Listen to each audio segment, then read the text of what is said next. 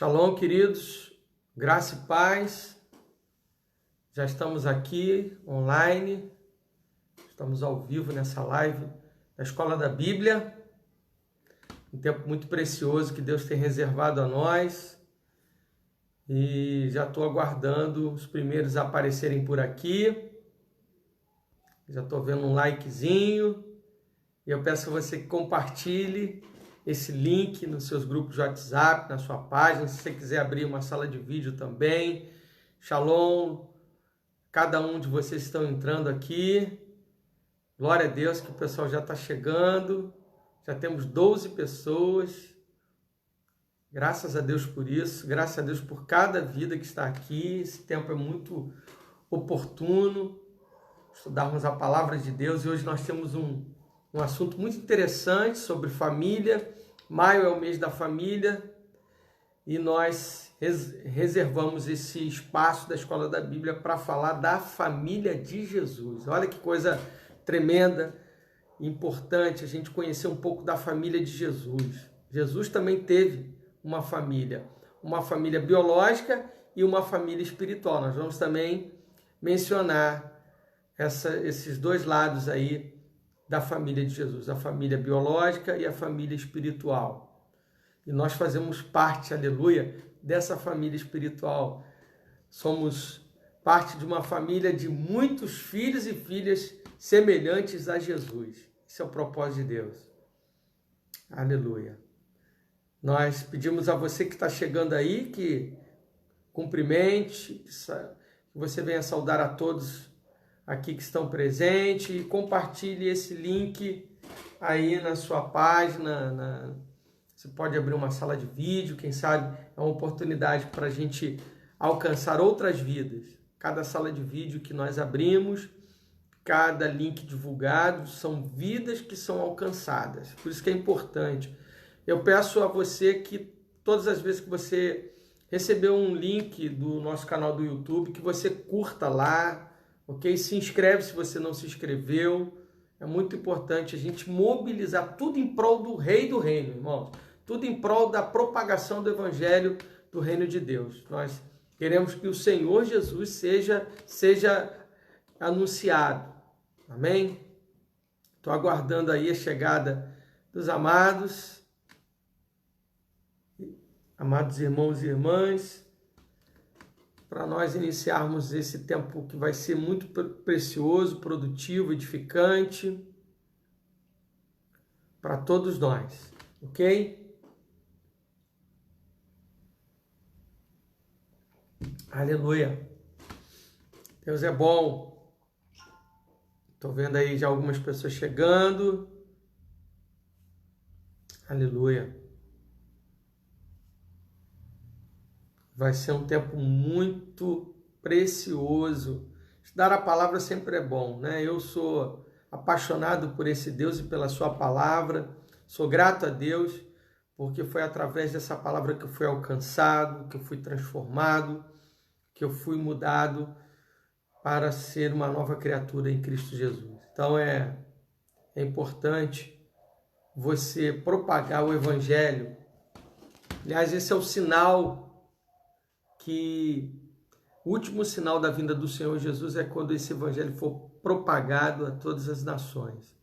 E com o advento da internet nós estamos entendendo que falta pouco, queridos.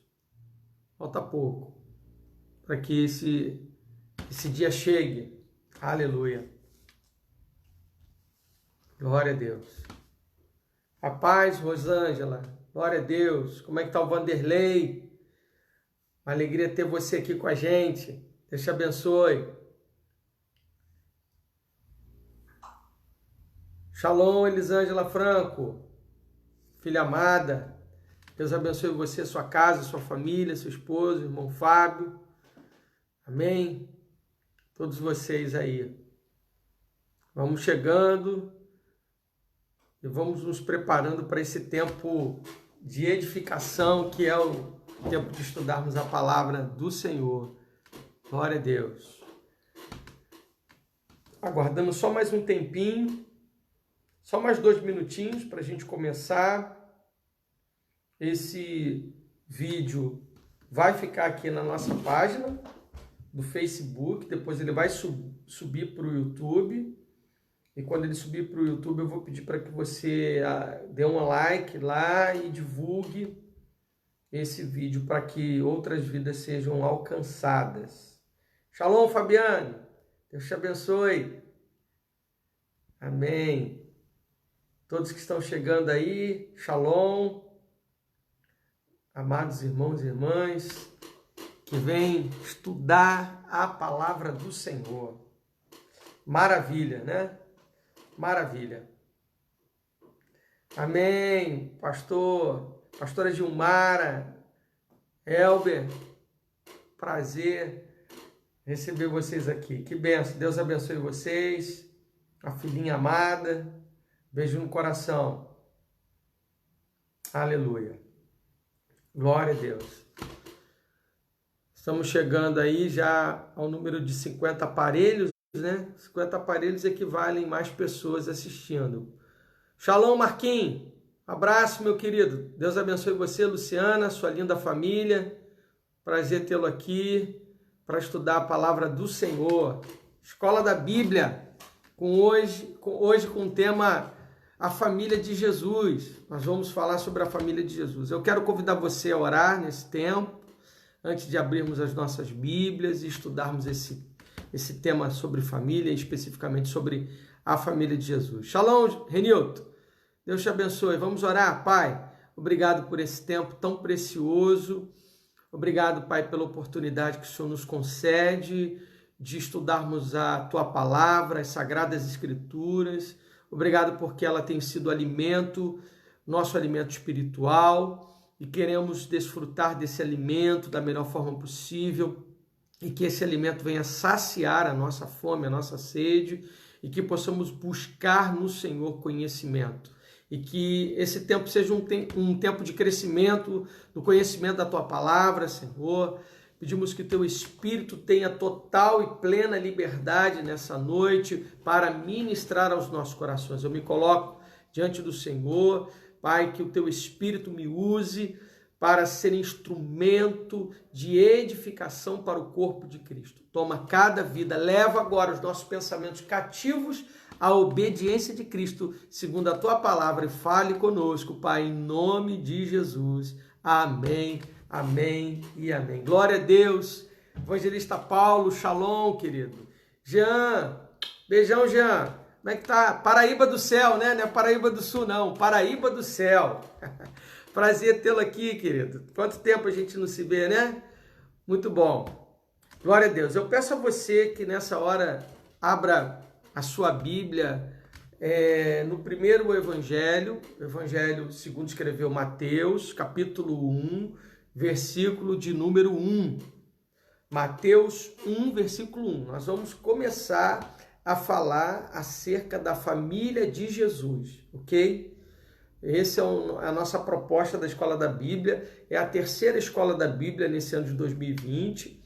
Nós começamos na modalidade online e todo o ano de 2020 agora vamos trabalhar nessa modalidade. A Escola da Bíblia toda agora até novembro, que é o tempo que é o último módulo, o último encontro da Escola da Bíblia, sempre termina em novembro. Começamos em março e terminamos em novembro. Esse ano, todas as escolas da Bíblia serão nessa modalidade, online.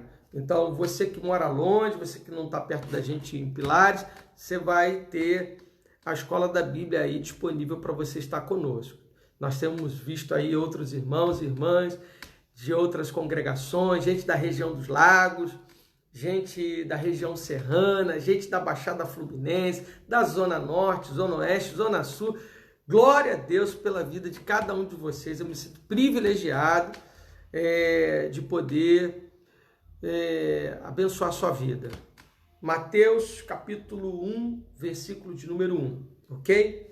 Livro da genealogia de Jesus Cristo, filho de Davi, filho de Abraão. Querido, essa passagem, esse texto é o nosso texto base. Talvez você pergunte assim, Mas, pastor, o senhor vai falar sobre a família de Jesus. Eu pensei que o senhor ia começar lendo um outro texto bíblico. Sim, mas hoje, formulando esse estudo, Deus me fez ir nesse primeiro texto do Novo Testamento, primeiro versículo do Novo Testamento. Já que a nossa proposta é falar sobre a família de Jesus, vamos começar bem do início, ok? Talvez você fale assim, mas por que Mateus iniciou o livro dele pela genealogia? A nossa mentalidade ocidental, ela é limitada para alcançar algumas coisas da Bíblia. Nós fomos muito influenciados pela forma grega de pensar, pela forma grega de estudar. E a Bíblia, ela é muito mais tendenciada ao judeu, ao hebraico, a maneira hebraica de ser, a maneira dos hebreus. E para início de conversa, para que você entenda o propósito em que Mateus inicia o livro, o Evangelho, acerca da vida do nosso Senhor e Salvador Jesus Cristo, porque os evangelhos, 4 evangelhos, Mateus, Marcos, Lucas e João, eles querem relatar a vida e obra do Senhor Jesus. Basicamente é isso, com alguns apontamentos especiais, peculiares, mas o que os evangelhos querem retratar é basicamente a vida e obra de nosso Senhor e Salvador Jesus Cristo. Como o nosso tema é falar sobre a família de Jesus, a gente tem que começar pelo próprio Jesus e pela sua árvore genealógica. Então a pergunta que eu fiz, que pode permear aí a sua mente, pode estar pairando na sua mente, é o seguinte: por que iniciar um livro com a genealogia? Qual o propósito que Mateus tinha ao inaugurar o seu evangelho com a genealogia? E aí a gente tem que ir lá no primeiro século, entender melhor. Eu sempre tenho falado que uma das coisas que a gente tem que estabelecer quando nós nos propomos a estudar a Bíblia, quando nós nos propomos a pregar a Bíblia, a estudar a Bíblia, nós precisamos ler o texto exaustivamente, conhecer o texto, para depois aplicar o texto. É o que nós vamos fazer aqui nesse estudo, é o que eu sempre faço nas ministrações, pregações, estudo, cursos que eu dou. A gente sempre chega no final da proposta, que é aplicar todo o conhecimento bíblico que a gente recebe, a gente tem que colocar na nossa vida, na nossa prática de vida. Então a genealogia para os judeus era de suma importância. É de suma importância inaugurar o Evangelho de Mateus com a genealogia, porque Mateus está remetendo a sua carta para um grupo de judeus cristãos, gente que estava transicionando do judaísmo para o cristianismo. Então, os evangelhos eles foram endereçados especificamente para as comunidades primitivas do primeiro século. E a comunidade que Mateus está tratando, que ela está propagando o evangelho, a vida de Jesus, é uma comunidade constituída por maioria de judeus cristãos. Então, era natural, estratégico, Mateus lançar mão de elementos que falem fortemente ao povo judaico. Aqueles que estão querendo conhecer o Messias, como foi naquele tempo, Mateus precisava comprovar de uma forma que o povo, ao receber aquele relato a respeito de Jesus, pudesse ser convencido de que Jesus era o Messias. Então, o objetivo maior, o propósito maior com que Mateus inicia escrevendo o Evangelho pela genealogia, é que, primeiro, ele está escrevendo para um povo que era de judeus, transicionando para o cristianismo, para a fé cristã. Ok? Isso é importante. E por isso, o segundo motivo é porque os judeus levavam muito a sério a questão genealógica, para se comprovar a descendência, para se comprovar a sua origem, para provar o sacerdócio. Por exemplo, um sacerdote só podia exercer o sacerdócio se ele tivesse comprovação genealógica. Então, aqui no primeiro capítulo de Mateus, ele está falando da onde é a origem de Jesus, humanamente falando. 2 destaques eu quero fazer aqui, daqui a pouco, sobre a importância de Mateus escrever essa genealogia, ok? Então, em primeiro lugar, você já sabe que o povo judeu nos dias de Jesus dava grande importância a registros genealógicos. Nós aqui do Ocidente, nós não levamos muito a sério. Se eu perguntar a você quem foi o seu tataravô, raramente alguém vai conseguir responder: pastor, eu sei quem foi meu tataravô. Se você souber o nome do seu tataravô, eu te desafio, encorajo você a colocar aí o nome do seu tataravô. Você não sabe, raramente, eu acho que 10% sabe a sua árvore genealógica da forma como Mateus apresenta. Então a nossa mentalidade, a gente quando começa a ler o Evangelho de Mateus, a gente começa por não entender o propósito pelo qual ele escreve a genealogia, a gente acaba se sentindo desgastado. Poxa, livro da genealogia de Jesus Cristo, filho de Davi, filho de Abraão. Abraão gerou Isaac, Isaac gerou Jacó. Só que para Mateus isso aqui é de fundamental importância. Ele está aqui escrevendo para convencer um grupo de judeus de que Jesus é o Cristo, de que Jesus é o Messias. Então, se você não sabe, hoje você está sabendo.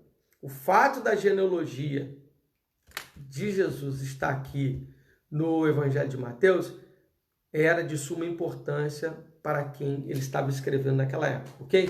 Tais registros eram guardados pelo Sinédrio, que era um conselho da época, que era responsável por julgar, fazer julgamentos, uma série de funções, e utilizados com o objetivo de manter a pureza da descendência. Então era muito importante para um judeu, a comprovação da sua origem.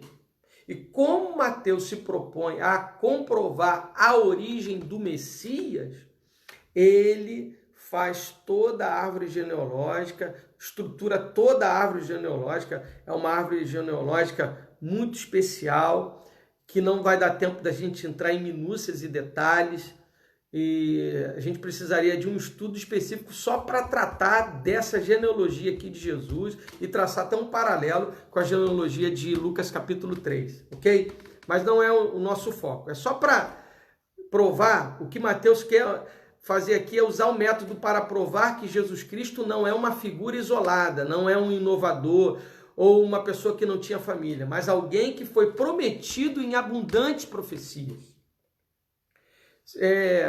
Por Mateus escrever a uma comunidade judaico-cristã, ele é o evangelho que contém mais citações do Antigo Testamento. Você vai ver centenas de citações que Mateus faz do Antigo Testamento acerca de Jesus.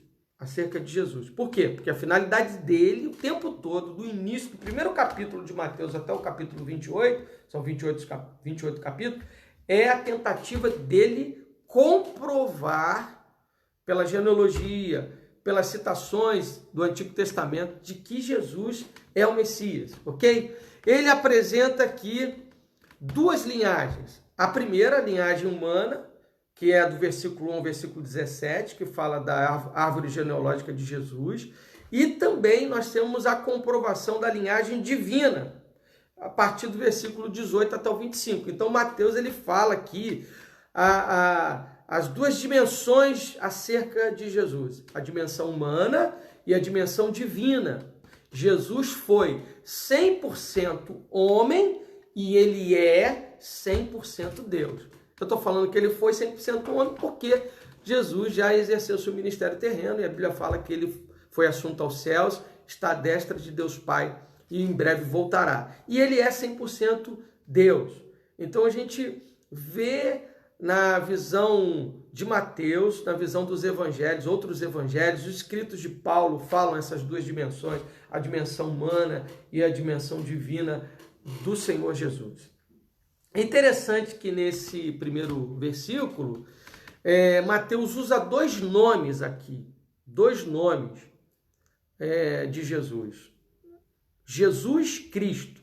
Tem muita gente que se engana pensando que o sobrenome de Jesus era Cristo. E eu preciso explicar a você para que você não caia nesse equívoco. Jesus é o nome dado pelo anjo. Abra aí a sua Bíblia no capítulo 1 aí mesmo, de Mateus, versículo 21. Olha o que diz. E ela dará à luz um filho, o anjo falando para José, e lhe porás o nome de Jesus, porque ele salvará o seu povo dos pecados dele. Então Jesus foi um nome que o anjo deu, falou para José, para que José colocasse na criança, Jesus. E falou também, ele descreveu a missão de Jesus pelo nome. Essa questão do nome, na visão dos judeus, ela é muito séria e significativa. Todo judeu, ao colocar o nome do seu filho, sempre estava associado a um momento ou uma direção de Deus. Você vê no caso de Jacó. Deus mudou o nome de Jacó. Depois, quando ele lutou com o anjo, lá no livro de Gênesis fala, e mudou de Jacó, enganador, para Israel, príncipe de Deus. Então, o nome, na visão bíblica, era muito levado a sério. As pessoas não davam nome nos seus filhos porque está na moda. Vou botar o nome do meu filho de fulano porque está na moda. Está todo mundo botando o nome disso, eu vou botar. Não. O nome era colocado devido a uma circunstância que a pessoa estava vivendo. Vou dar um outro exemplo. José colocou o nome nos 2 filhos dele. Manassés foi o nome do primeiro filho. Deus me fez esquecer de todo o trabalho da casa de meu pai e tal. Ele põe um nome que significa uma fase da vida dele, Manassés. E o segundo nome que ele dá, o nome do segundo filho, ele chama de quê? Efraim. Deus me fez próspero na terra da minha aflição, lá no Egito. Então ele coloca um nome de acordo com as circunstâncias que ele vivenciou. Então o nome, no conceito bíblico, no conceito judaico, é muito importante. Nenhum judeu, nenhum homem de Deus colocava o nome do filho porque era bonito, porque era assim assado. Mas era tudo relacionado a uma circunstância, a um ambiente, a uma situação. Um outro e último exemplo que eu posso dar para vocês em relação a isso é quando Raquel está dando à luz ao seu último filho, ela morre no parto, que depois veio se chamar Benjamim. Mas qual foi o nome que Raquel deu? Benoni, filho da minha dor. E aí Israel muda o nome de Benoni para Benjamim, que significa filho da minha mão direita. Mão direita na Bíblia significa mão da força, mão da honra. Nada contra os canhotos, tá? É um significado que nós fazemos a leitura bíblica em cima disso, ok? Então, Mateus fala de 2 nomes aqui, Jesus, e o segundo nome é o título, Cristo, que significa, é um adjetivo verbal que significa ungido. Ungido. Então, o nome de Jesus é uma coisa, e esse segundo nome, esse segundo título, falado sobre Cristo, é o título acerca dele, que seria ungido, o Messias. A palavra Cristo e Messias são sinônimas. Messias é a palavra hebraica e Cristo é a palavra grega, que significa ungido, o enviado. Então, Jesus é o Cristo. E Mateus, ele junta esses 2 nomes e dá a impressão que o sobrenome de Jesus era Cristo, mas não é. Jesus Cristo significa Jesus, que era o nome dele, Yeshua. Cristo significa que ele era o ungido de Deus, o enviado de Deus, o Messias prometido, ok? Então esse Messias prometido, que Mateus está dizendo aqui, logo no início, ele está provando, ele está comprovando acerca da genealogia. Então Jesus teve comprovação genealógica, isso para nós é muito importante também, mesmo a gente não dando muito crédito e valor assim como os judeus do primeiro século davam, mas para nós é importante como um fim histórico. Para fins históricos, essa comprovação genealógica ela é importante. E não só com fins históricos, mas também com fins proféticos. Porque está falando aqui de personagens emblemáticos do Antigo Testamento. Está falando de Davi, está falando de Abraão, está falando de Isaac, está falando de Jacó, está falando de muitos outros personagens que foram figuras emblemáticas importantes do Antigo Testamento. E que todos eles apontavam para a figura do Messias, o próprio Cristo. Ok? Ficou esclarecido aí esse primeiro instante sobre a família de Jesus. Então, é comprovado genealogicamente que Jesus teve uma família, apesar de toda a forma como Jesus veio ao mundo. A gente fala de inseminação artificial, mas Jesus foi inseminação espiritual. O próprio Espírito Santo concebeu, gerou no ventre da Maria o nosso Senhor. Vamos falar agora, logo após o nascimento. Todo mundo sabe do nascimento do Senhor, como é que aconteceu. Não quero tecer muito detalhes, porque nós conhecemos muito bem essa parte. Mas falar da infância de Jesus. A Bíblia ela não entra muito a fundo sobre a infância de Jesus. Nós devemos ter muito cuidado com filmes que trazem alguns relatos sobre a vida de Jesus na infância. Eu já vi filmes, e eu quero aqui como biblista, como pastor, orientar você a ter muito cuidado, querido, quando você for ver um filme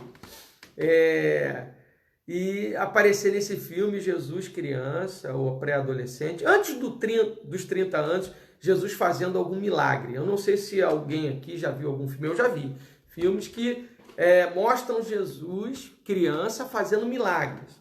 Eu vou te afirmar, tá ok? Eu não vou aqui conjecturar, eu não estou aqui fazendo especulações, eu estou aqui convictamente afirmando que eu vou falar.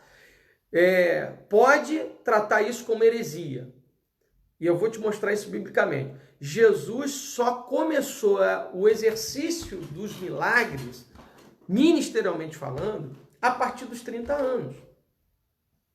Amém? Lá em Números capítulo 4, no versículo de número 3, fala que todo aquele que fosse oficiar sacerdócio, ele tinha que ser a partir dos 30 anos, ok? A partir dos 30 anos, Priscila colocou aí, Priscila Santos, né? Você já viu? Já viu o filme? Eu já vi também. Então, a partir dos 30 anos, Jesus começa a exercer o ministério dele. Olha o que diz lá em Lucas, capítulo 3. Abra comigo. Nós estamos na escola da Bíblia. Eu preciso que você esteja com a sua Bíblia aí pertinho, para que a gente possa manuseá-la, ok? Olha o que diz aqui. Lucas 3, 23. Ora, tinha Jesus cerca de 30 anos ao começar o seu ministério. Grave esse texto aqui. Então, todo episódio, toda história, seja em filme, que você vê Jesus operando milagre, exercendo o ministério dele antes de 30 anos de idade, é heresia. Jesus não fez nenhum milagre durante esse período. Nós temos poucos registros bíblicos acerca de Jesus nesse período da sua infância. Eu vou mencionar aqui alguns deles, e o evangelista que mais se debruçou em pesquisar isso foi Lucas. Nós não vamos encontrar outro evangelho tecendo detalhes sobre essa fase da vida de Jesus, a infância. Então, você sabe que pela Bíblia, Jesus, a partir dos 30 anos, Lucas 3, 23 fala, por quê? Depois dele ser batizado, ele recebe o quê? O Espírito Santo.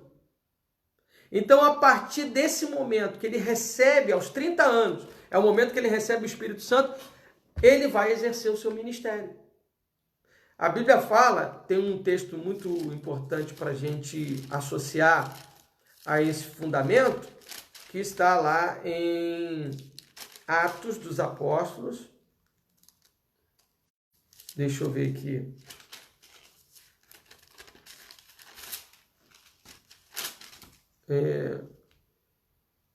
Atos 10, 38. Coloque aí. Atos capítulo 10, versículo 38.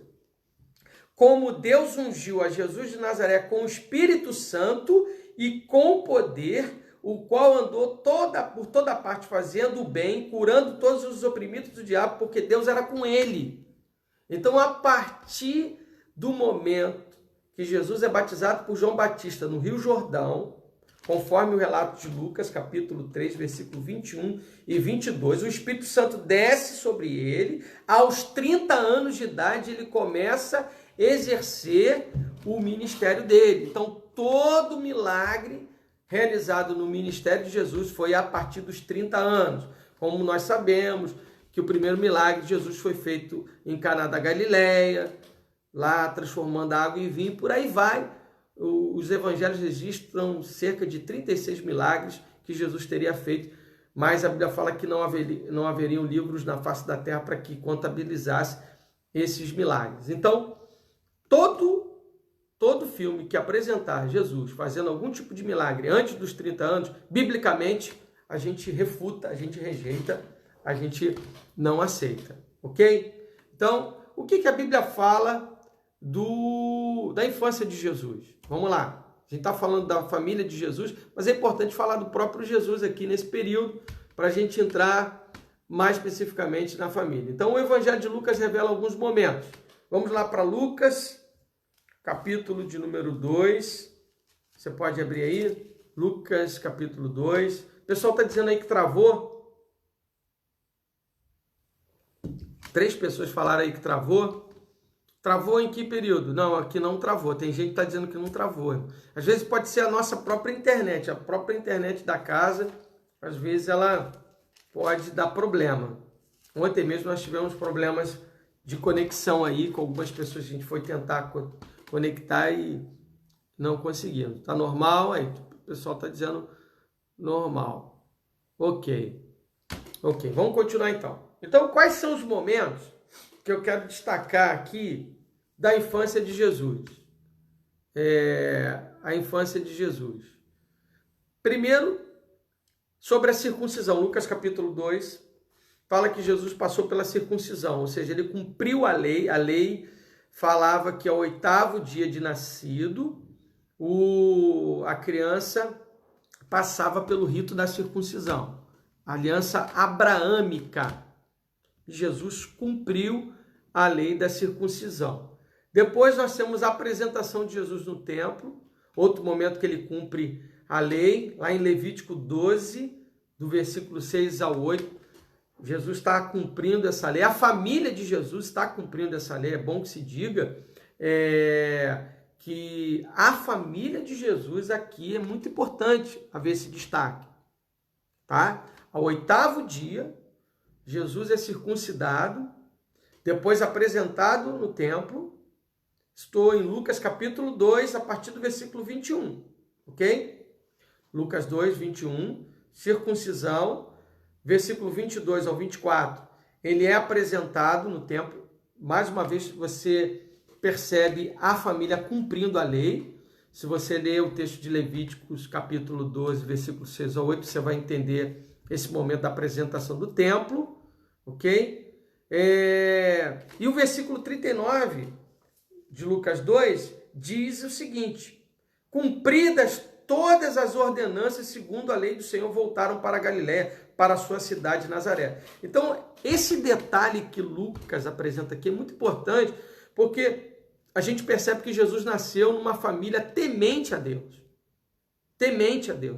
que se preocupava no cumprimento da lei de Deus, da palavra de Deus. Isso é importante. Às vezes a gente passa pela leitura bíblica desapercebida e não vê esses detalhes. Isso aqui é a prova de que tanto José quanto Maria, eles eram preocupados, zelosos no cumprimento da palavra de Deus. E fez com que o seu filho, Jesus, passasse por todo o rito de circuncisão, de apresentação. O texto é claro aqui, anote aí, Lucas 2:39. Cumpridas todas as ordenanças segundo a lei do Senhor, voltaram para casa, para sua cidade de Nazaré. Olha que coisa maravilhosa, uma família temente a Deus, uma família que se preocupava em zelar no cumprimento da palavra. Eu profetizo isso sobre a tua casa nesse tempo. Eu profetizo isso sobre as nossas famílias. Uma família que zele pelo cumprimento da palavra de Deus. Uma família que zele pelas escrituras sagradas. É muito importante. Uma família que tema o Senhor, que tema a sua palavra. E José e Maria é digno dessa nota. Eram pessoas que a lei do Senhor, que levavam a sério e fizeram questão de que Jesus passasse por todo o rito da lei do Senhor, ok? Olha o que diz o versículo 40, Lucas 2, versículo 40.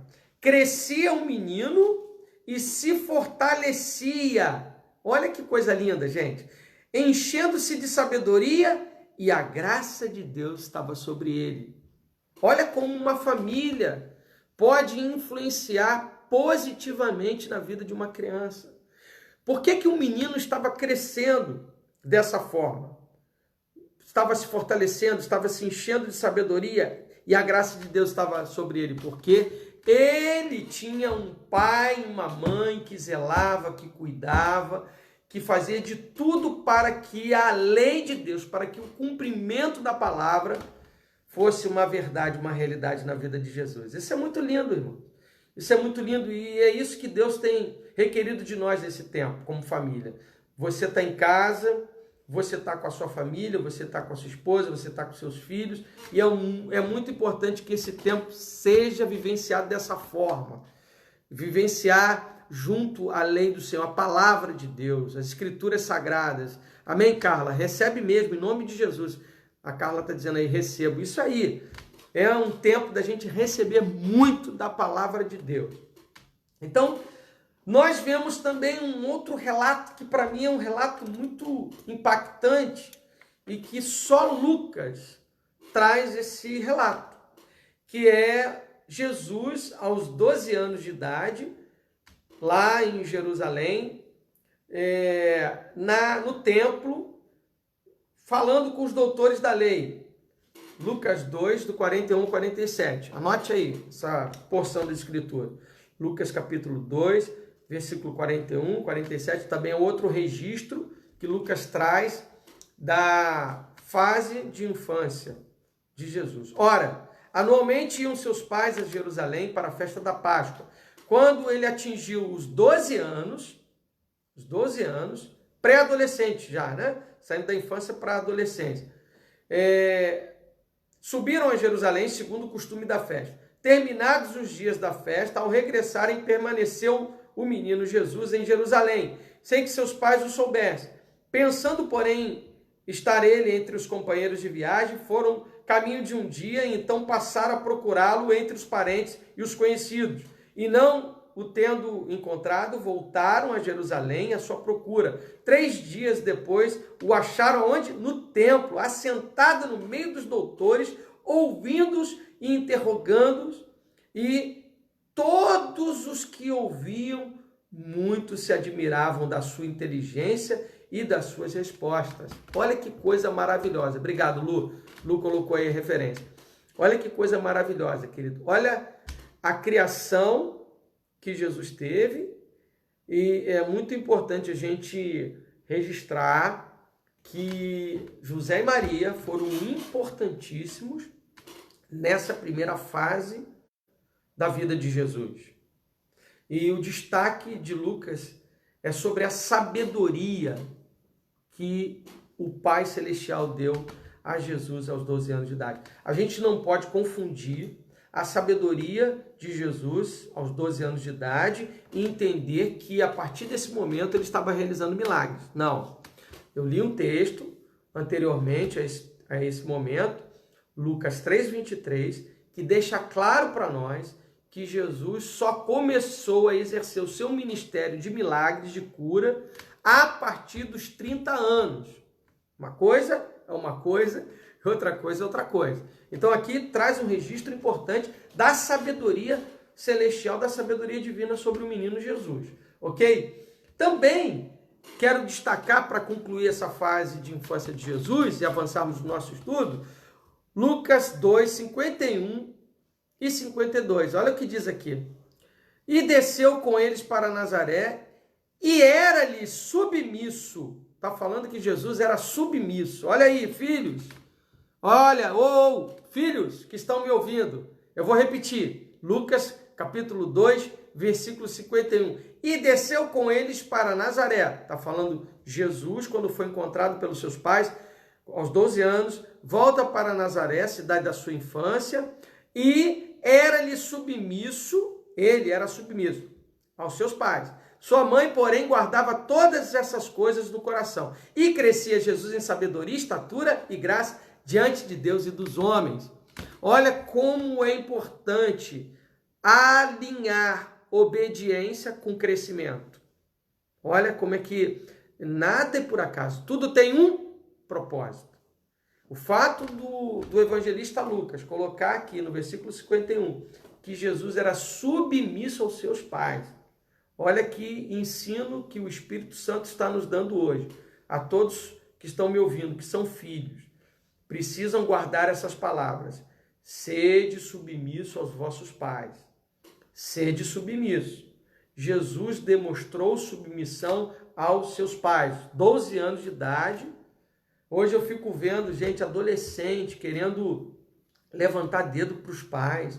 Eu vejo adolescente fazendo determinadas posturas inadequadas, antibíblicas. E, em nome de Jesus, nós oramos para que esse legado do Senhor Jesus entre nas casas agora, para que esse legado, em nome de Jesus, entre nas famílias, no coração dos filhos. É tempo que o Senhor está convertendo o coração dos pais aos filhos e convertendo o coração dos filhos aos pais. Amém? Malaquias capítulo 4, versículo 6 fala sobre isso. Então esse é o tempo que o Senhor está convertendo o coração dos pais ao coração dos filhos e o coração dos filhos aos pais. Jesus é um exemplo, é uma referência em tudo. E é uma referência como filho, submisso. Eu quero que você grife aí na sua Bíblia, que você anote aí, principalmente você filho, que você coloque aí, e era-lhe submisso. Ele era obediente aos seus pais. Eu oro para que se levante uma geração submissa aos seus pais, submissa em nome de Jesus. Ok? E esse crescimento que Lucas aponta aqui é um crescimento em duas direções. O texto fala aqui que Jesus crescia em sabedoria, estatura, graça diante de Deus, ao crescimento vertical. E também dos homens, o crescimento horizontal. Crescimento vertical e crescimento horizontal. Jesus crescia no relacionamento dele com Deus e no relacionamento dele com os homens. Isso é muito importante, amém? Grave isso. Jesus crescia em sabedoria, estatura e graça diante de Deus, verticalmente, e diante dos homens, horizontalmente.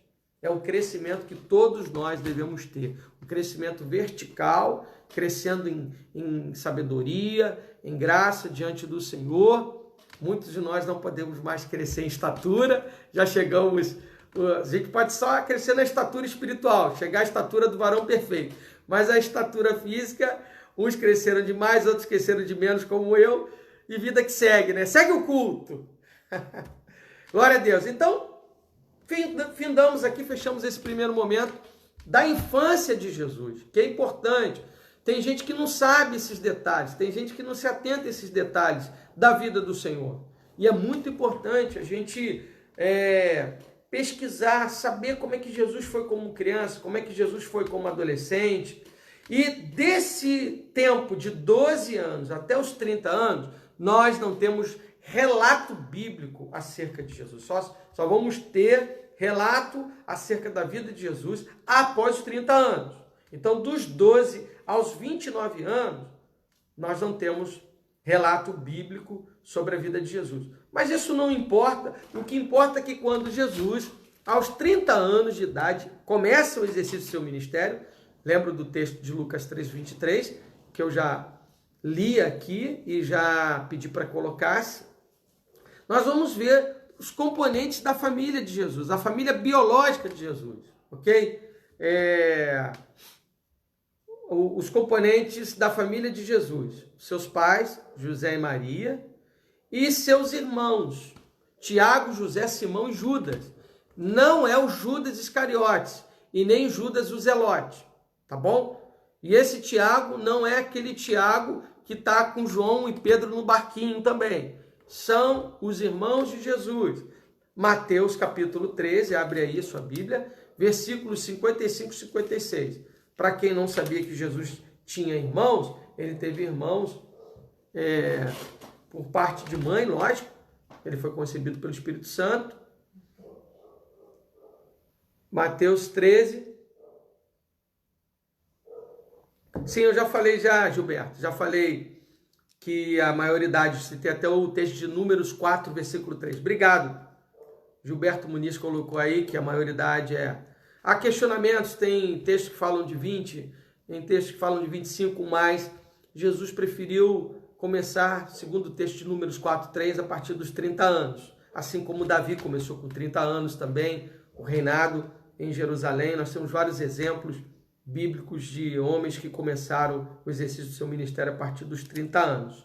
Muito obrigado aí pela contribuição e pelo adendo que foi feito. Mateus 13, versículos 55 e 56, que diz assim: não é este filho do carpinteiro? Não se chama sua mãe Maria? José provavelmente nessa época já não estava mais, já havia morto, já estava morto. E seus irmãos, Tiago, José, Simão e Judas. Não vivem entre nós todas as suas irmãs? Então, Jesus teve 4 irmãos e irmãs. Nós não sabemos aqui a quantidade de irmãs. A Bíblia só menciona 4 irmãos e irmãs. Tiago, que não é daquele da lista, nenhum dos dois da lista dos 12 apóstolos. José, Simão, que também não está na lista dos apóstolos escolhidos, e Judas, que não é os Iscariotes nem os Zelotes. É o Judas que escreve a epístola antes lá de Apocalipse, esse irmão de Jesus, que depois se converte.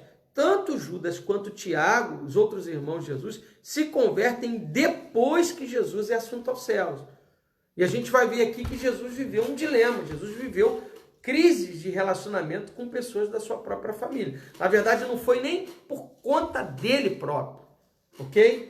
Então, uma pergunta que eu vou responder. Jesus teve conflitos com sua família? Sim, teve. E eu vou registrar aqui dois conflitos que, na minha leitura, são conflitos, assim, até certo ponto, graves. Abra comigo aí o texto de Marcos, capítulo 3. Marcos, capítulo 3. Marcos, capítulo 3. Quem chegou após o início do estudo, eu peço depois que você volte. Todas as nossas lives, todos os cultos que a gente faz, a gente sempre recomenda isso. Que você que chegou após o início, volte depois, veja lá o comecinho, veja de novo, rumine, mastigue bem. Amém? Para você absorver o estudo da palavra. Marcos capítulo 3, versículo 20 e 21.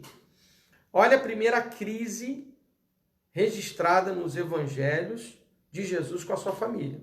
Ou, na verdade, da família com Jesus.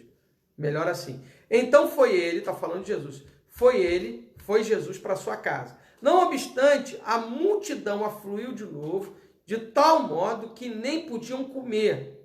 E quando os parentes de Jesus ouviram isto, saíram para o prender, porque diziam, está fora de si.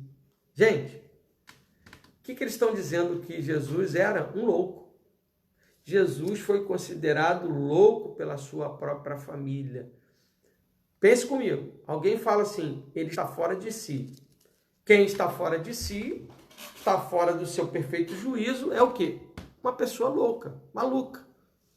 Então, olha só que situação complexa para Jesus ter que lidar com isso. Talvez você já tenha passado por isso. Alguém na sua casa, alguém na sua família, você está maluco? Esse negócio de você ser cristão tornou você louco. Eu já passei por isso.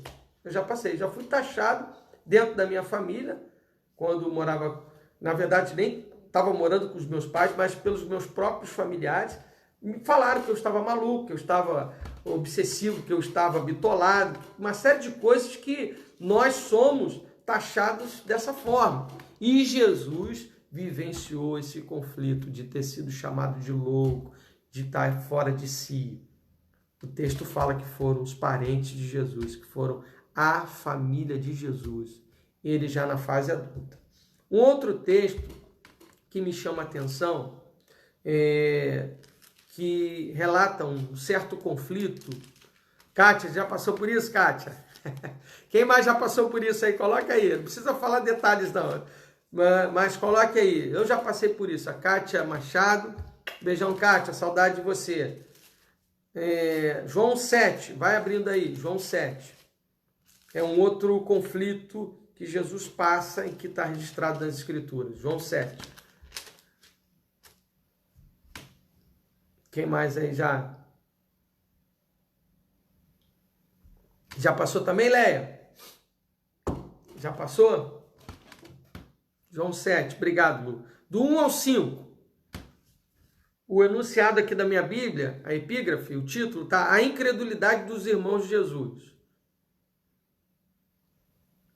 Alguém está colocando, a Cris botou aqui, sim, inclusive fui taxada de louca porque vivo na presença do Espírito Santo, um dia conto melhor. Tá bom, Cris? Amém. Às vezes, também, né, Priscila Santos também está colocando, Roberta, eu. Todos nós, né? Jesus também passou por isso, para a gente não pensar que a gente passou somente, só nós que passamos por isso.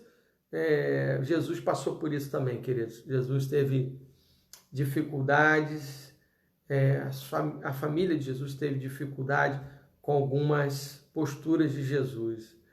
Maluco, fanático, crentão, crentarrão e por aí vai, né, Carlinha? Elisângela, Diogo também, Ângela, quando... Gente, todos nós passamos por isso, né? Verdade que a gente Quem nunca, né? É verdade, Lúcia, quem nunca? Glória a Deus, porque o Senhor é que defende a nossa causa. A Bíblia fala que é Ele que nos justifica, amém? O Senhor é que nos justifica. João 7, vamos lá. Que o tempo avança, Passadas essas coisas, Jesus andava pela Galileia, porque não desejava percorrer a Judéia, visto que os judeus procuravam matá-lo. Ora, a festa dos judeus, chamada de festa dos tabernáculos, estava próxima, e dirigiram-se, pois a ele os seus irmãos. Preste atenção aqui agora. Versículo de número 3. Dirigiram-se, pois, a ele os seus irmãos. Quem eram os irmãos de Jesus? Tiago, José, Simão e Judas. Os 4. Olha aqui. E disseram, deixa este lugar e vai para a Judéia, para que também os teus discípulos vejam as obras que faz. Porque ninguém há que procure ser conhecido em público e, contudo, realize os seus feitos em oculto. Se fazes essas coisas, manifesta-te ao mundo. Agora vem a palavra forte, a palavra dura aqui, ó. Pois nem mesmo os seus irmãos criam nele. Gente, olha aí esse versículo 5 aí de João 7. Eu quero que você grife aqui, eu grifei na minha Bíblia o versículo 5. Pois nem mesmo os seus irmãos criam nele. Jesus era desacreditado na sua casa pelos seus irmãos. Você já passou por isso, querido? As pessoas dentro da sua casa desacreditam de você, não levam fé em você, não creem em você. Quem já passou? Coloca aí. Eu, pastor, já passei por isso. As pessoas da minha casa não levam fé em mim. As pessoas não acreditam em mim. Quer maior exemplo que esse? Quer maior exemplo que esse do próprio Jesus ter sido desacreditado? A Bíblia fala. Eu não estou inventando, não estou fazendo rodeio, não estou aqui empavonando, não estou enfeitando, eu estou falando uma realidade nua e crua que Jesus enfrentou dentro da sua própria casa. É assim até hoje, né, Cláudia? Jesus, os seus irmãos não criam nele. Que conflito! Olha aí, evangelista Paulo, olha que conflito. Eu vou repetir, pois nem mesmo os seus irmãos criam nele. Então, querido, se você tem sido alvo de descrédito na sua casa, no seu lar, avance. Jesus não parou. Jesus não se intimidou com isso.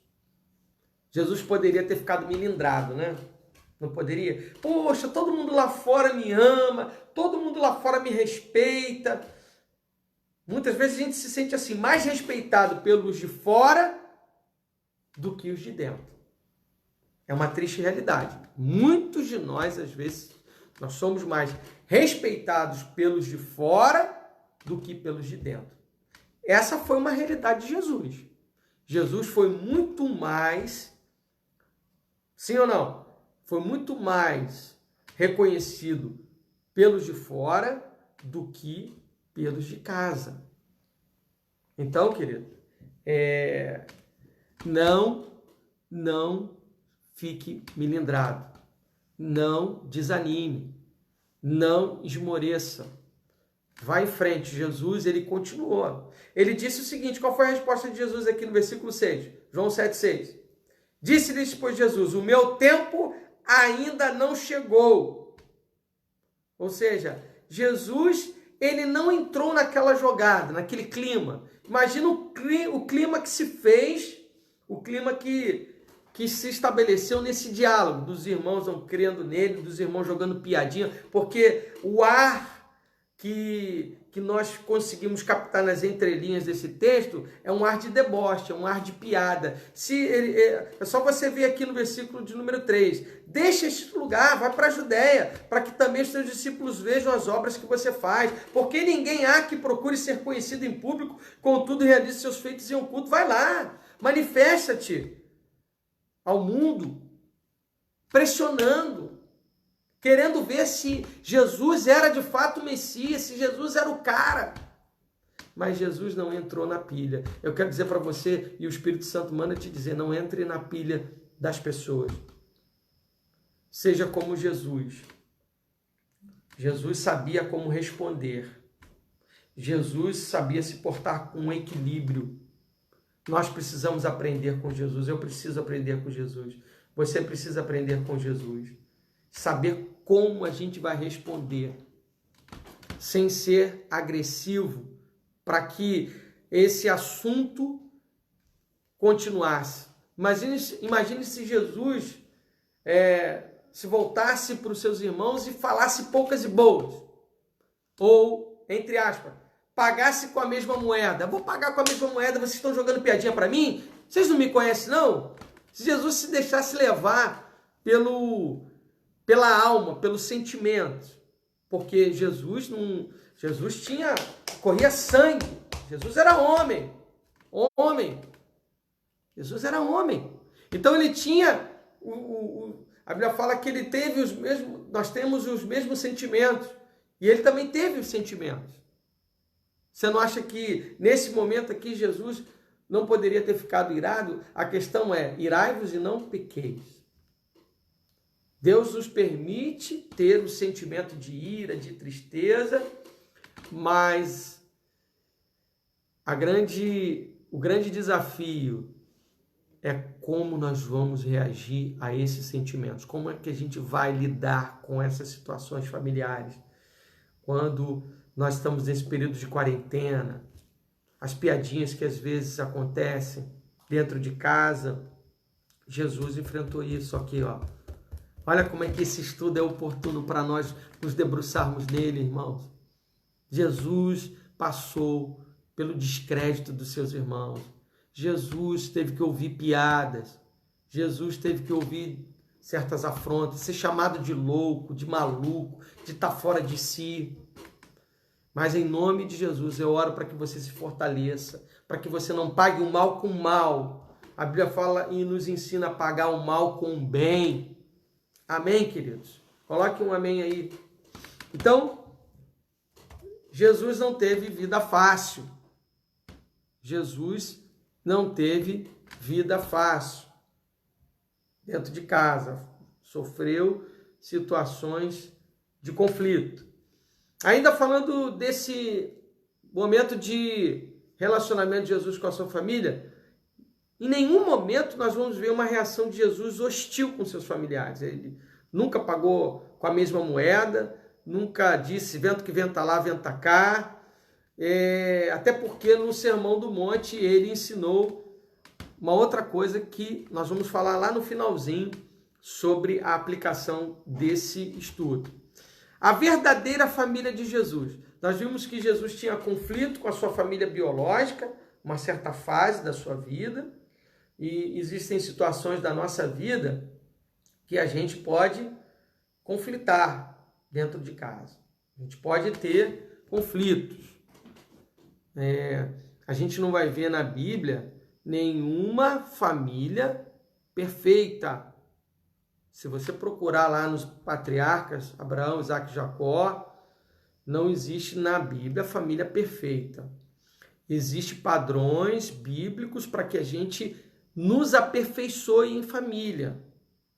Nós temos os textos de Paulo lá em Efésios, do capítulo 5 até o capítulo 6, falando sobre como é que deve ser a postura do marido, como é que deve ser a postura da esposa, como é que deve ser a postura dos pais, como é que deve ser a postura dos filhos. A Bíblia fala sobre posturas, o apóstolo Pedro também fala em uma das suas epístolas. Então, a verdadeira família de Jesus é o quarto tópico desse estudo. Mateus 12, abra lá. Mateus capítulo 12, versículo 46 ao 50. Nós falamos aqui, demos um apanhado da família biológica de Jesus. Agora eu vou te apresentar o que Jesus fala da verdadeira família. Mateus 12, 46 ao 50. Glória a Deus, Pastor Gilberto Muniz, glória a Deus, glória a Deus. Isso aí. Mateus 12, 46 ao 50. Falava ainda Jesus ao povo, e eis que sua mãe e seus irmãos estavam do lado de fora, procurando falar-lhe. E alguém lhe disse, tua mãe e teus irmãos estão lá fora e querem falar-te. Porém, ele respondeu ao que lhe trouxeram o aviso, quem é minha mãe e quem são meus irmãos? E estendendo a mão para os discípulos, olha que Jesus falou, eis minha mãe e meus irmãos, porque qualquer que fizer a vontade de meu Pai celeste, este é meu irmão, irmã e mãe. Esse episódio, querido, a gente tem que ter muito cuidado, porque Jesus, em hipótese nenhuma, está desmerecendo. Ele não está desmerecendo a sua família sanguínea. Ele está enaltecendo um privilégio ainda maior. Coloque aí, nesse ponto. Jesus não está desmerecendo a sua família de sangue, a sua família biológica. Ele está enaltecendo um privilégio ainda maior, de ouvir e praticar a palavra do Pai. E esses que ouvem e praticam a palavra do Pai Celestial são considerados membros da família de Jesus. Aleluia! Quantos que estão aqui são membros da família de Jesus? Diga, eu, pastor, eu sou membro dessa família. Amém? Nós somos membros da família de Jesus. Coloque aí, eu sou membro dessa família, eu sou parte dessa família de Jesus, a verdadeira família de Jesus. Jesus, ele não está desconsiderando a sua família sanguínea, não é uma resposta a todas aquelas crises que foram apontadas por mim anteriormente, mas ele está enaltecendo, olha, eu tenho uma família, a verdadeira família, a família da fé, a família espiritual, são aqueles e aquelas que ouvem e praticam a minha palavra. Uau! Aleluia! Amém! Isso aí, evangelista Paulo, Rodrigo, glória a Deus, isso, coloque aí o seu nome, eu sou membro dessa família. Maravilha, queridos, fazer parte dessa família, essa família de muitos filhos que são imagem e semelhança de Jesus. E é muito importante a gente ser parte da família de Jesus. Eu vou dizer por quê. Nós estamos falando sobre família, amém? Nossa ênfase aqui nesse estudo bíblico da Escola da Bíblia de hoje é enfatizar a família e, em especial, falar da família de Jesus. Tem uma promessa de Deus lá em Gênesis capítulo 12, que você conhece, que em ti, Deus falando a Abraão, em ti serão benditas todas as famílias da terra. Lá em Gênesis 12, 3. Em ti, está falando em Abraão, serão benditas todas as famílias da terra.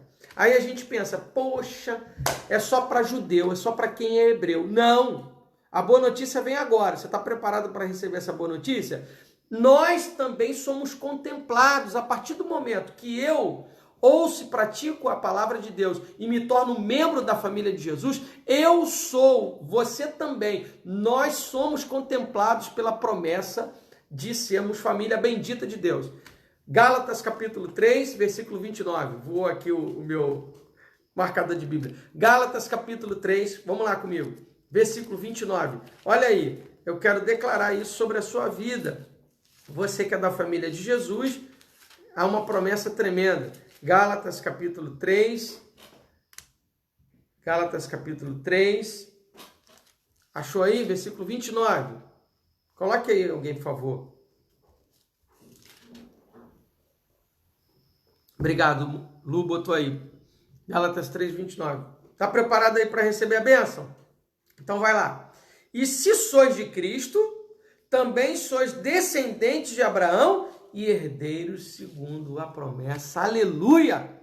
Então, queridos, aquela promessa dita por Deus a Abraão em Gênesis capítulo 12, que em ti serão benditas todas as famílias, ela se cumpre na nossa vida, na nossa casa, na nossa família, porque somos de Cristo. E se sois de Cristo, quantos são de Cristo? Eu sou de Cristo. Eu também sou descendente de Abraão. Aleluia! E por conta disso eu sou herdeiro da promessa. Eu sou um filho da promessa. Aleluia! Amém? Isso aí, Renilton, você é um filho da promessa. Você é um herdeiro dessa promessa. Isso, coloca aí bastante like, bastante coraçãozinho, porque essa é uma promessa de Deus a todos aqueles que receberam Jesus como Senhor e Salvador de suas vidas. Amém? Glória a Deus. E eu quero, depois desse apanhado todo, da gente conhecer a história, um pouco da história da família de Jesus, do próprio Jesus, da sua família, dos conflitos que ele vivenciou, né, do seu período de infância, do seu período ministerial, mas principalmente no tocante à sua família, nós temos que extrair algumas lições práticas para a nossa vida. Eu quero terminar compartilhando 3 lições que Deus falou comigo nesse tempo do estudo da família de Jesus. Anote aí. A primeira lição que nós aprendemos nessa noite, nesse estudo, é que a família, coloque aí, que a família é de suma importância em nosso processo de crescimento. Essa é a primeira lição, que a família, a nossa família, é de suma importância no nosso processo de conhecimento.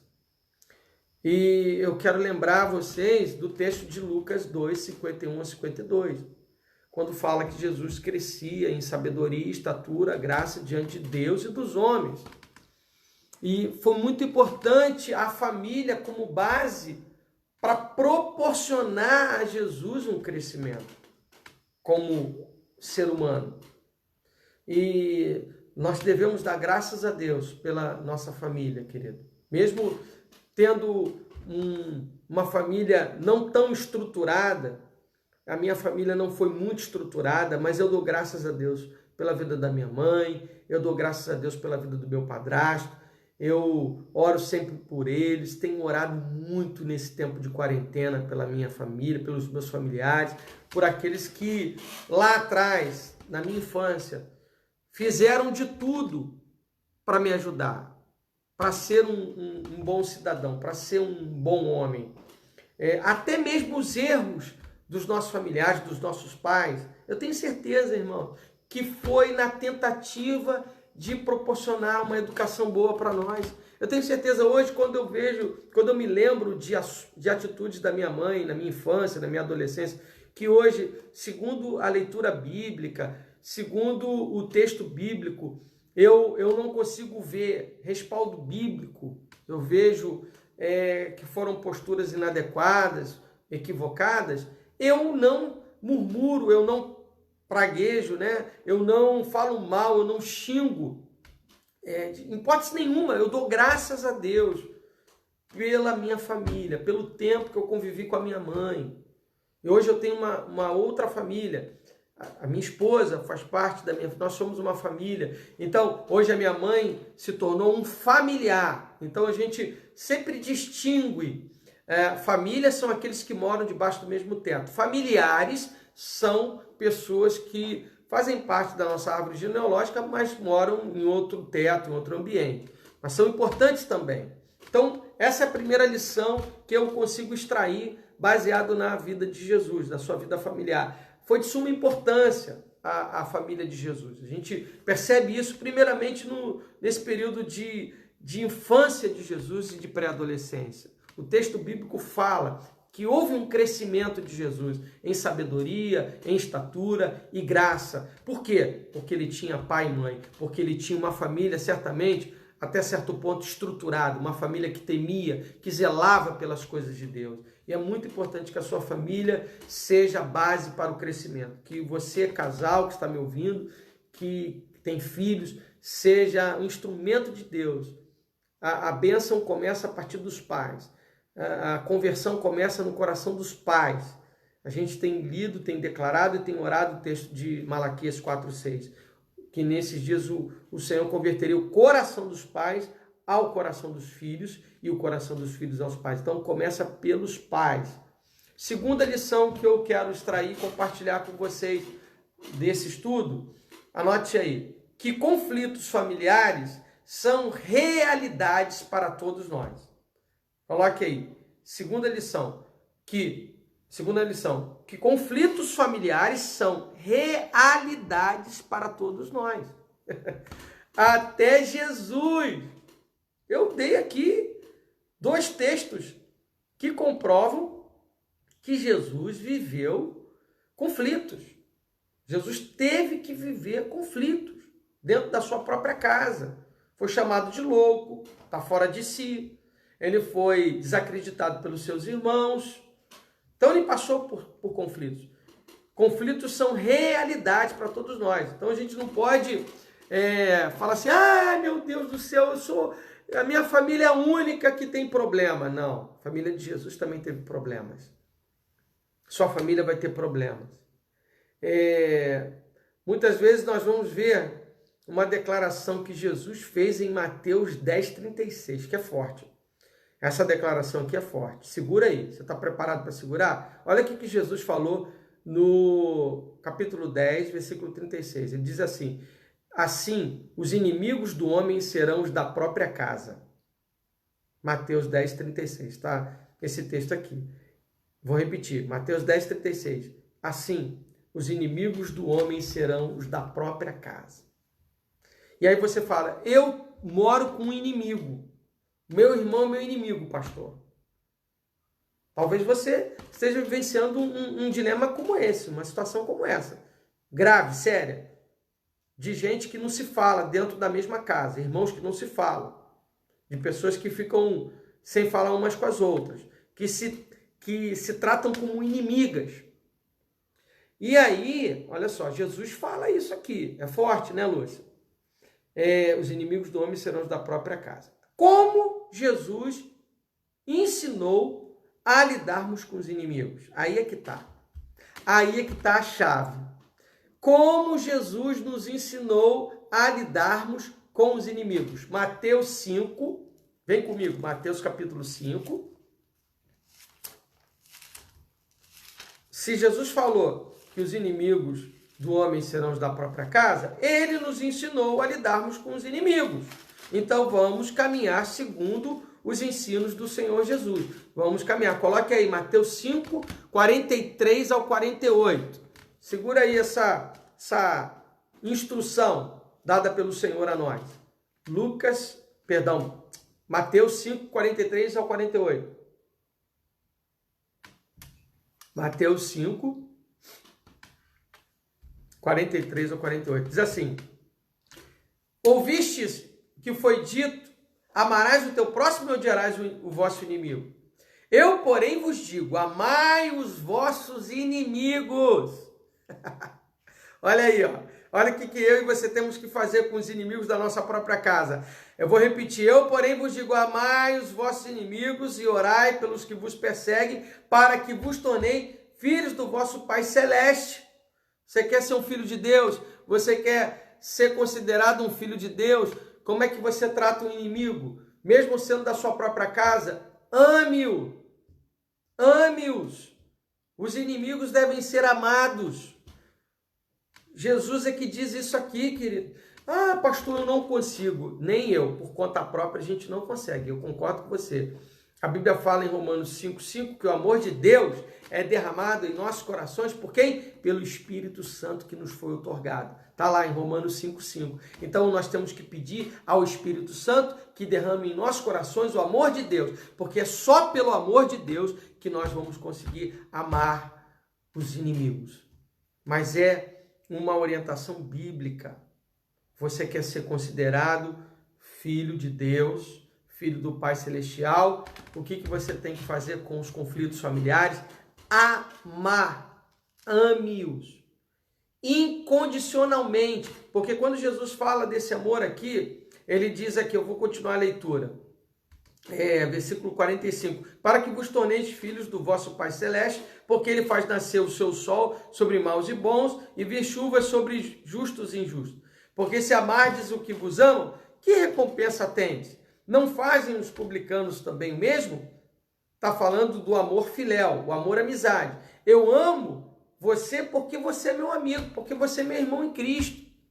O grande desafio é amar a quem nos ofende, é amar aqueles que se constituem nossos inimigos. Então, o amor tudo suporta.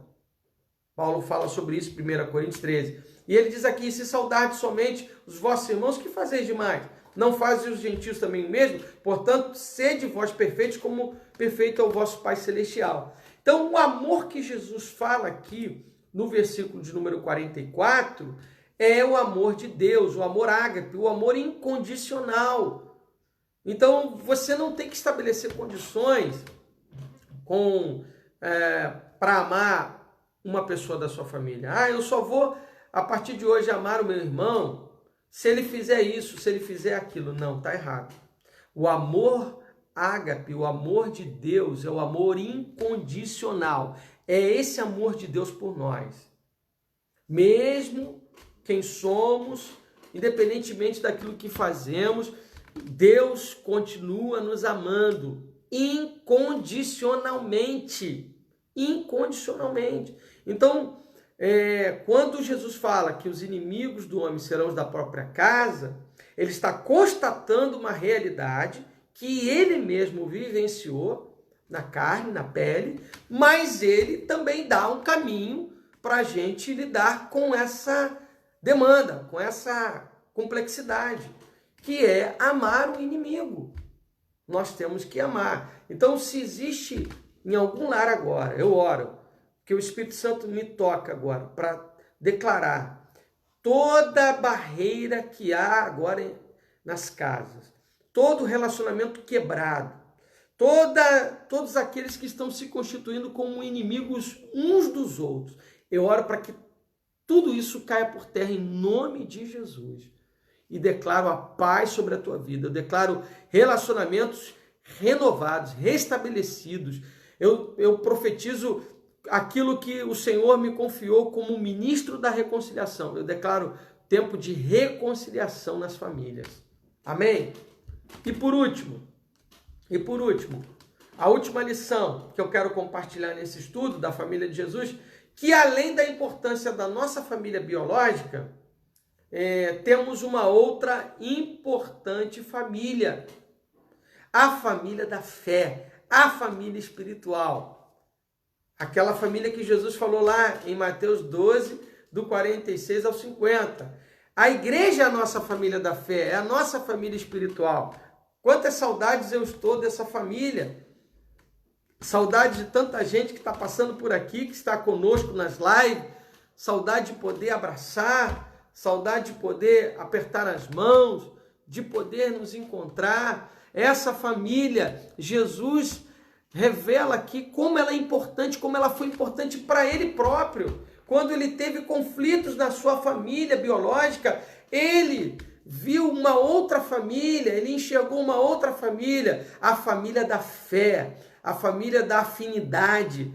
Nós estamos aqui porque temos afinidade espiritual, nós estamos aqui comungando da mesma fé, crendo num só Deus, porque Ele é o nosso Pai. Posso repetir sim, Luana, a terceira lição. A terceira lição é que além da importância da nossa família biológica, ponto, temos uma outra importante família, vírgula, a família da fé, a família espiritual, a igreja. Amém? Então, querido, essas são as lições que eu quero que você extraia desse estudo de hoje, da família de Jesus. Eu vou repetir. A primeira lição é que a família é de suma importância em nosso processo de crescimento. O texto de referência foi Lucas 2, 51 a 52. A segunda lição é que conflitos familiares são realidade para todos nós. Eu coloquei 2 textos de referência, Marcos 3, versículo 21 e João 7, do 1 ao 5. E, por último, a última lição, que além da importância da nossa família biológica, temos uma outra importante família, a família da fé, a família espiritual, a igreja. E o texto de referência é Mateus 12, 46 ao 50. Eu vou disponibilizar o PowerPoint, que eu criei esse estudo aqui, que o Espírito Santo me deu. Eu vou colocar nos grupos de WhatsApp da igreja e você vai poder ter esse estudo e vai poder ruminar, se alimentar mais, meditar, se debruçar. E eu quero fazer, antes de uma oração, um convite a você que está aqui, que precisa de oração pela sua vida familiar. Há alguém aqui, ou você que quer voltar para a família da fé. Talvez estejam conosco pessoas que estavam afastadas e que nesse tempo de pandemia entenderam a importância de novamente congregarem, de estar com a família da fé. Olha aí a camisa que eu tô. Família do escudo da fé, a família da fé. Glória a Deus. Há alguém aqui que deseja uma oração. Obrigado, Josué. Aqui, Felipe Lima. Esse nome é o que, Luana, por favor? Esse nome do Felipe Lima que você colocou. Pedido de oração, vida familiar, isso? Coloca o nome, você que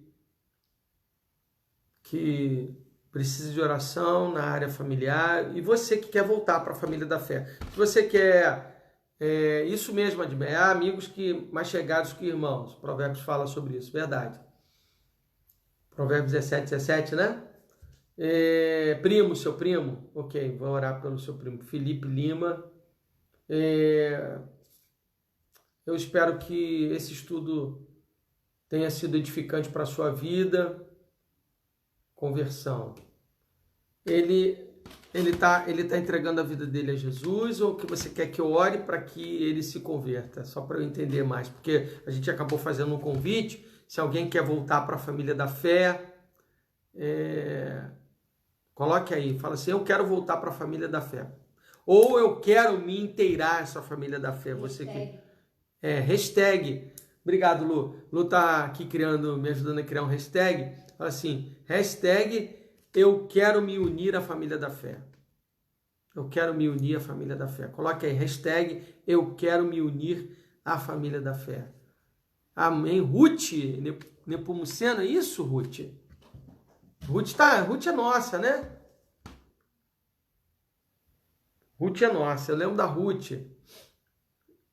Tá pedindo oração pela família. Diogo Sodré, Ruth.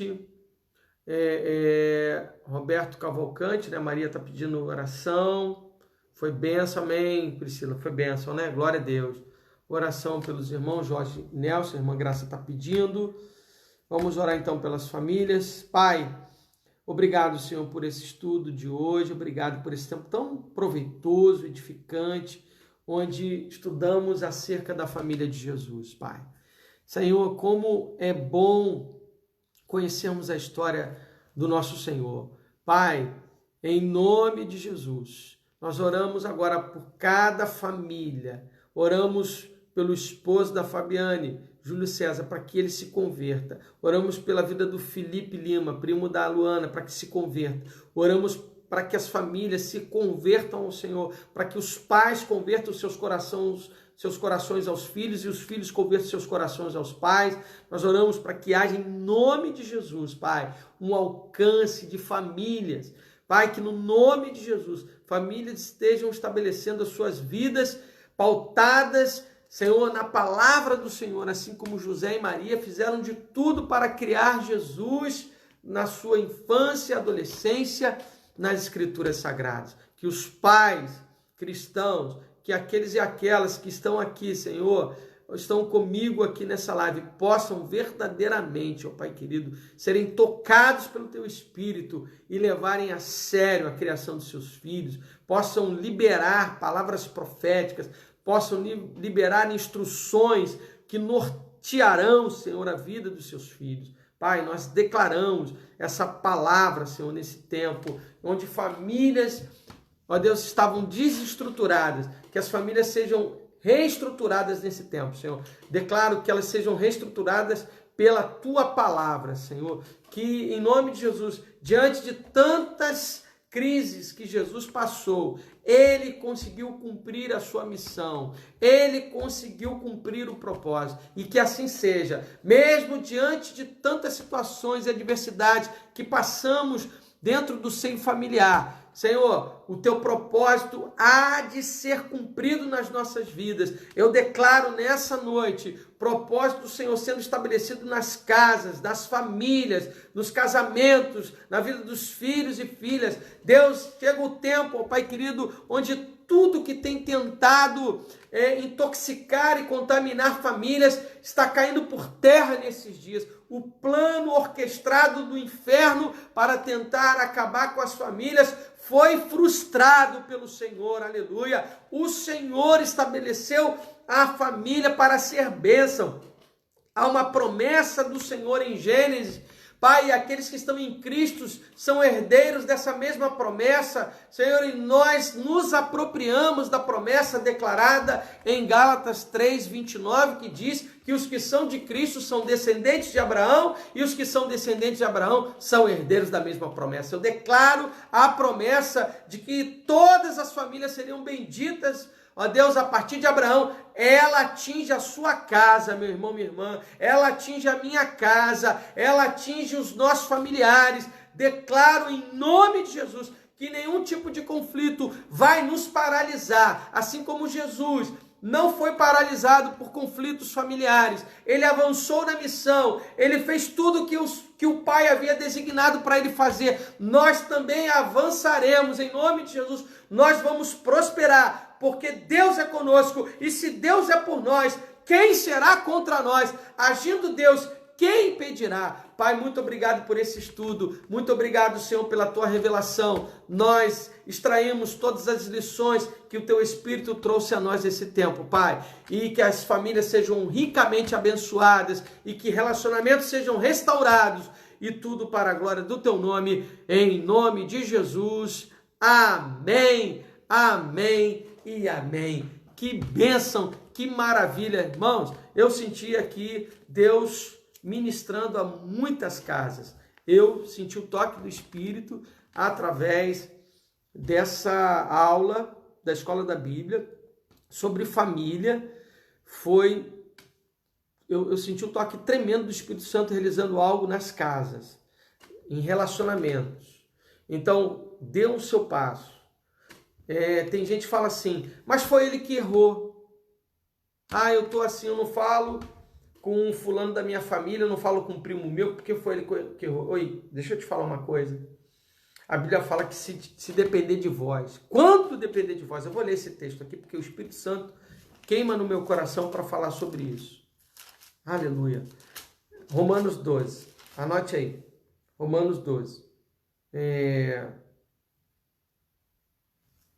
quando ele diz aqui, versículo 18, Romanos 12, 18, diz assim: se possível, quanto depender de vós, está falando de quantidade, quanto depender de vós, tende paz com todos os homens. Querido, tem coisas que você não tem que esperar. Você recebeu a revelação, você recebeu o conhecimento, você recebeu a instrução, você recebeu sabedoria do alto, então você tem que dar passos para a reconciliação.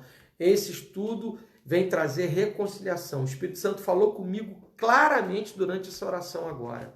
Eu recebi um toque do Espírito para liberar essa palavra. Deus quer liberar restauração nesse tempo. Deus quer liberar reconciliação. Obrigado, Lu. Romanos 12, 18. Se possível, quanto depender de vós, tende paz com todos os homens. Tem situações que eu sei que não depende de mim. Mas se depender de mim, quanto depende de mim? Para eu voltar a falar com meu primo, para eu voltar a falar com um irmão meu, para eu voltar a falar com uma tia, com um tio, com um avô, seja quem for, querido. Depende de mim, eu vou fazer a minha parte, porque o Espírito Santo está me tocando. Então eu falo isso para você nessa hora. O Espírito Santo está mandando eu dizer para você, reconcilia-te. Deus nos deu o ministério da reconciliação. Eu quero ouvir testemunhos de pessoas falando comigo, de pessoas falando, pastor, o Espírito Santo me tocou naquela aula da escola da Bíblia sobre a família de Jesus e eu me reconciliei. Então quebre o orgulho agora. Todo orgulho. Irmãos, orgulho é algo que nós precisamos lançar por terra. O diabo, ele consegue campo na nossa vida quando a nossa vida está cheia de orgulho, soberba, prepotência, arrogância. Então que nessa hora, todo orgulho, toda soberba, tudo aquilo que impede você de dar passos para a reconciliação. Todo pensamento que diz assim, você vai se rebaixar, querido, os humilhados são exaltados. Os humilhados são exaltados. Aquele que se humilha, Deus exalta. Olha o princípio bíblico. Aquele que se humilha, Deus exalta. Então, quando você se humilhar, não fique preocupado. Deus é que vai te exaltar. Você fez a sua parte. E ainda que você seja humilhado na tentativa da reconciliação, você vai ficar com a sua mente em paz, com o seu coração em paz. Somente a sua consciência tranquila de que você fez a sua parte. Então eu não poderia terminar essa live sem falar essa palavra. O Espírito Santo me tocou na hora da oração para que você dê o passo para a reconciliação. Dê esse passo, fale comigo, dê esse testemunho. Para mim é muito valioso ver famílias sendo restauradas, ver pessoas sendo reconciliadas. Deus nos confiou esse ministério, está lá em 2 Coríntios, capítulo 5, que o Senhor nos deu o ministério da reconciliação. Eu quero ser ministro da reconciliação. Amém? Glória a Deus. Querido, que bom ter estado com vocês. Amanhã nós temos mais uma live, culto de oração, minha casa, uma casa de oração. Amanhã minha amada vai estar aqui do meu lado, Lu. Hoje, como a escola da Bíblia, sempre eu que ministro. Mas amanhã Lu vai estar aqui, eu junto com ela, nós vamos ministrar aquilo que o Espírito está gerando no nosso coração para liberar sobre a tua vida, sobre a tua casa. Então esteja conosco amanhã, nessa mesma página, às 7h30 da noite. E estejam, pedindo aqui, que é importante, estejam orando por nós, irmãos. Precisamos muito de oração. As pessoas pensam que é muito fácil fazer uma live, é só ligar e falar. Não é não, irmãos. A gente não está aqui para falar qualquer coisa, a gente não fala aquilo que a gente pensa, aquilo que a gente quer. A gente fala aquilo que o Espírito Santo manda a gente falar. Então, ore por nós, pela minha vida, pela vida da Lu. Amém? Domingo que vem agora nós vamos celebrar culto da manhã às 10 horas, dia de Pentecostes. O culto da noite vai ser dirigido pelo Geração Samuel. Os nossos conselheiros Áquila e Tati vão estar à frente. Um dos nossos juvenis vai pregar a palavra de Deus. Vai ser um tempo também muito precioso e rico. Eu quero lembrar você, querido, continue semeando nesse tempo. Nesse tempo de escassez, aqueles que semeiam, colhem, em todo o tempo. E nós temos tido motivo de gratidão a Deus pela vida de cada um que tem sido fiel no tocante aos dízimos e ofertas. Eu quero continuamente te agradecer, meu irmão, minha irmã. Continue sendo fiel, continue levando, depositando seu dízimo, a sua oferta, levando 1 quilo de alimento não perecível. Eu não sei se o evangelista Paulo ainda está aqui para falar quantas famílias nós já alcançamos, ok? Se ele tiver aí, Paulo, coloque aí, me parece que eram 207 famílias que já tinham sido alcançadas, e nós precisamos, através da sua oferta, através do depósito que você faz, do dízimo, é de suma importância. Você não tem noção como tem sido importante a fidelidade do povo de Deus no tocante aos dízimos e ofertas. Eu oro para que você que é profissional liberal, para você que é autônomo, que o Senhor abra uma porta nesses dias difíceis, que a igreja também esteja com a mão estendida para te abençoar nesse tempo. Amém? Queridos, vamos orar e vamos agradecer esse momento maravilhoso. Obrigado, Senhor, por essa Escola da Bíblia, por mais uma segunda-feira que nos reunimos aqui, estudamos a Tua Palavra. Te louvo por cada um dos Teus filhos e filhas e que todos os princípios que foram extraídos possam ser verdade na nossa vida, possam ser praticados. Obrigado, Senhor, por tudo e por todos e por cada lar aqui, em nome de Jesus. Amém. Que a graça do Senhor Jesus, o amor de Deus nosso Pai, a doce consoladora comunhão e unção do Espírito Santo seja sobre a tua vida, a tua casa, hoje e para sempre. Todos digam amém. Amém. Eu vi aí, Paulo, 210 famílias. Uau, aleluia! 210 famílias foram atingidas. O nosso alvo agora é chegar a 300, né? Ultrapassamos o número de 200 e vamos aí alcançar outras famílias. Vamos continuar colaborando. Amém, Paulo. 200 famílias pela bondade de Deus, é verdade. Glória a Deus. Deus abençoe vocês. Um grande beijo, um abraço virtual. Um beijo virtual. Em breve a gente vai estar junto, segundo a vontade de Deus. E foi muito bom esse tempo de edificação. Esse vídeo vai ficar disponível na nossa página, vai subir para o YouTube. E eu peço a você que esteja dando um like lá, você que foi edificado, e vejam outros vídeos lá e dê o seu like e promova a palavra de Deus. Um beijão, um abraço a todos, shalom, que Deus nos abençoe e até amanhã no culto de oração. Minha casa, uma casa de oração. Amém, Fabiane? Amém, glória a Deus. Que bênção, gente, que vocês foram edificados. Eu fico muito feliz e alegre em ver que o povo de Deus foi ministrado por essa aula. Deus abençoe e uma boa noite. Shalom.